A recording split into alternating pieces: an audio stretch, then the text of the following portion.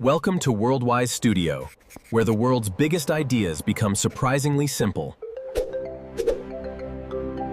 Major depressive disorder. You've been sad before. Everyone has. So you assume you know what depression feels like. You don't. Major depressive disorder is the one most people picture when they hear the word, and it's still nothing like ordinary sadness. Sadness has a reason and an expiry date. This doesn't. To qualify, you need at least 2 weeks of either a flattened mood or the total loss of pleasure in things you used to love, plus a stack of other symptoms. Sleep falls apart, appetite swings, concentration evaporates. Your own body starts to feel heavy.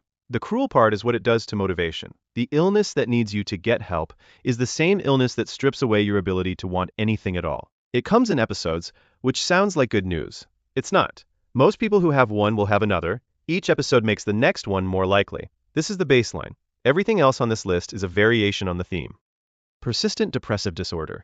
Some people aren't having a depressive episode, they just live there. Persistent depressive disorder, once called dysthymia, is depression that moves in and refuses to leave. Not the dramatic, can't get out of bed kind, the low, gray, functional kind that lasts at least 2 years and often much longer. Here's what makes it sneaky.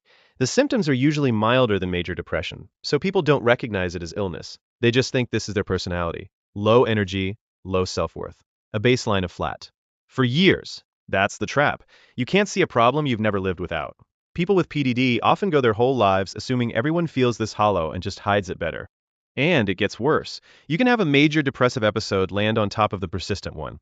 Clinicians call it double depression, which is exactly as fun as it sounds. The saddest part isn't the intensity, it's the duration. This is a person who forgot what normal feels like. Bipolar depression. This is the type that gets people hurt by the wrong prescription. Bipolar depression looks identical to major depression from the outside. Same flat mood, same exhaustion, same despair. The difference is what it's attached to. In bipolar disorder, the lows alternate with highs, periods of mania or hypomania where mood, energy, and impulsivity spike. Here's the problem. People usually seek help during the lows because the highs can feel great. So they describe the depression, get diagnosed with regular depression, and get handed an antidepressant. That's where it can go wrong. Antidepressants alone, without a mood stabilizer, can tip a bipolar brain straight into mania. The treatment for one depression becomes a trigger for another. This is why a good clinician asks about your best moods, not just your worst ones.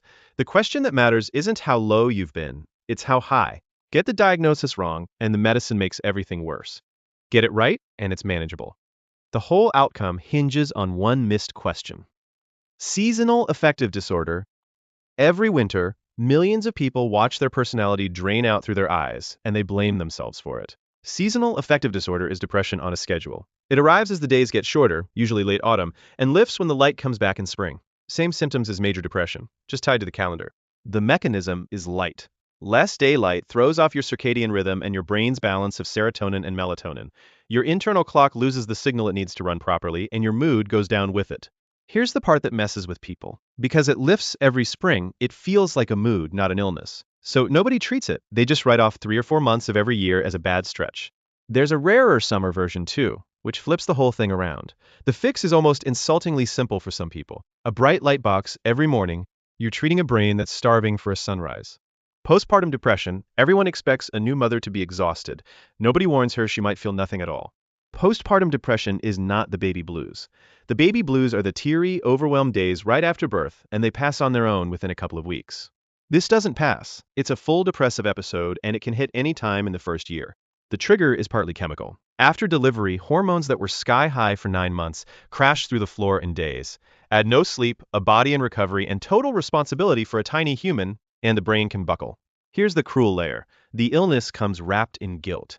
You're supposed to be glowing. Instead, you feel detached, or hopeless, or like you've made a terrible mistake. So you say nothing because admitting it feels like failing as a parent. It affects around 1 in 7 mothers, and it doesn't only hit mothers. New fathers get it too. Nobody warns them either. Premenstrual dysphoric disorder. Call this PMS and you've already misunderstood it. Premenstrual dysphoric disorder is what happens when the week before a period stops being an inconvenience and becomes a genuine psychiatric event. Severe depression, irritability, anxiety, and mood swings that show up in the days before bleeding, then vanish almost completely once it starts. That's the strange part. The symptoms are brutal and then they're just gone on a clockwork cycle every single month. Here's what's actually happening. It's not that hormone levels are abnormal, it's that the brain is abnormally sensitive to the normal rise and fall. The same hormonal shift that barely registers for most people sends this brain into a tailspin, which is exactly why it gets dismissed. Tests come back normal, so people get told it's in their head. It is in their head. That's the whole point. The reaction is happening in the brain, not the blood work. For some, it's a few rough days. For others, it's the worst week of every month, on repeat, for decades. Atypical depression. The name is a lie. There's nothing rare about it. Atypical depression got its label decades ago to describe symptoms that didn't fit the classic picture. The irony is that it's one of the most common forms there is. The name just stuck. Here's how it breaks the mold. In most depression, nothing brings you pleasure. In atypical depression, mood reactivity survives. Something good happens, and you genuinely feel better, briefly, before it drops again. That false dawn is the signature. The rest flips the script too. Instead of insomnia and lost appetite, you get the opposite. Sleeping too much, eating too much, a heavy, leaden feeling in your arms and legs, like you're moving through wet cement. Then there's the rejection sensitivity. A short reply, a look, a perceived slight can wreck an entire day. The radar for rejection is cranked all the way up. So you can laugh at a joke and still be deeply unwell, which is exactly why the people around you keep missing it. Melancholic depression. If depression had a purest form, this would be it. Melancholic depression is the heavy, biological, old-fashioned kind that the word originally meant. Not sadness, the complete absence of pleasure. Nothing reaches you, not good news, not your favorite food, not the people you love. The system that registers joy just goes offline. It runs on a schedule inside the day. Mornings are the worst, and people wake hours too early, often around 3 or 4 a.m., and lie there in it. By evening it eases slightly, which is the exact opposite of how a normal bad mood behaves. The body shows it too. Noticeable weight loss, slowed movement and speech, a crushing specific guilt that doesn't attach to anything real. Here's the part that matters. This type leans more on your biology than your circumstances. You can have a good life and a loving family and still be flattened by it. That's what makes it so isolating. There's nothing to point at. It just arrives. Psychotic depression. This is where depression stops lying quietly and starts inventing things. Psychotic depression is a severe depressive episode with hallucinations or delusions bolted on. And they're not random. They almost always match the despair. Voices that tell you you're worthless. An unshakable conviction that you're guilty of something terrible. Or that you're dying, or that you're already ruined. That's what makes it so dangerous. The depression builds a case against you, and then the psychosis supplies fake evidence to prove it. The illness becomes self-confirming. People often hide the psychotic part because they know how it sounds, so they get treated for ordinary depression while something far more serious runs underneath. Here's the catch. Standard antidepressants alone usually aren't enough. It typically needs an antidepressant and an antipsychotic together, and in severe cases, ECT works faster than anything else. It's one of the most serious forms on this list, and it's the one people are most afraid to say out loud. Catatonic depression. Sometimes depression doesn't slow a person down, it switches them off. Catatonic depression is a depressive episode with catatonia, a disturbance of movement and responsiveness that looks almost impossible until you see it. The person may go completely still and silent for hours. They might hold a strange posture and not move. They may stop eating, stop speaking, stop reacting to the world entirely. Here's the eerie part. You can lift their arm and it stays exactly where you left it, frozen in midair. Clinicians call it waxy flexibility. The body becomes something you can pose. It can also swing the other way, into agitated, purposeless, repetitive movement that won't stop. For a long time, people assumed catatonia belonged only to schizophrenia. It doesn't. Severe depression can produce it too, and missing that delays the right treatment. The strange mercy is that it often responds dramatically to specific medication, sometimes within hours. A body that was locked can come back. That part still looks like a miracle. Situational depression. Sometimes life hits hard enough that your brain just can't keep up. That's not weakness, that's this. Situational depression, known clinically as an adjustment disorder with depressed mood, is what happens when a specific event knocks you flat. A breakup, a job loss, a death, a move. The trigger is real and you can point straight at it. Here's what separates it from major depression. It's tied to the stressor, and it's meant to fade as you adjust, usually within months. The cause is outside you, not a mystery buried in your own chemistry. That's also the trap. Because there's an obvious reason people refuse to take it seriously.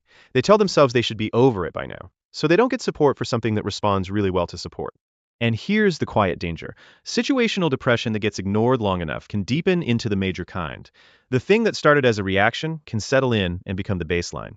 Pointing at the cause doesn't make it harmless. Treatment-resistant depression. Imagine doing everything right and getting nothing back. That's this one's entire personality. Treatment-resistant depression isn't a separate flavor of sadness. It's a label for depression that refuses to lift after you've tried at least 2 different antidepressants, properly, at the right dose, for long enough. You followed the plan didn't work. Here's how brutal that is. By the time someone reaches this point, they've often spent months or years cycling through medications, each one promising a fix, each one fading. Every failed attempt chips away at the belief that anything ever will. That hopelessness gets misread as just another symptom. Sometimes it's an accurate response to being failed by treatment over and over. But the field finally caught up. Ketamine and its cousin esketamine can work in hours instead of weeks. So can TMS, which uses magnets to wake up underactive brain regions. ECT remains the heavy hitter. Resistant doesn't mean hopeless. It means the easy options are out, and it's time for the real ones.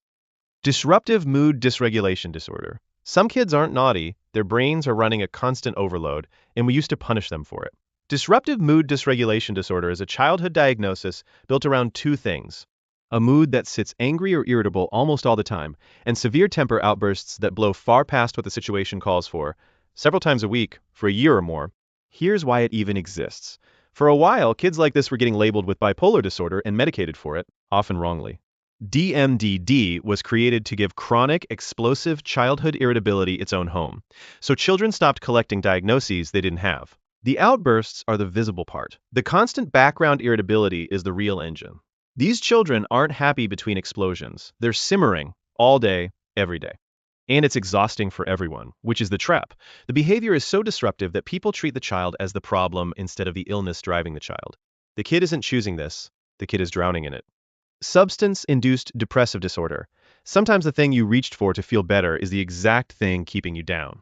Substance-induced depressive disorder is depression caused directly by a substance, either by using it or by coming off it.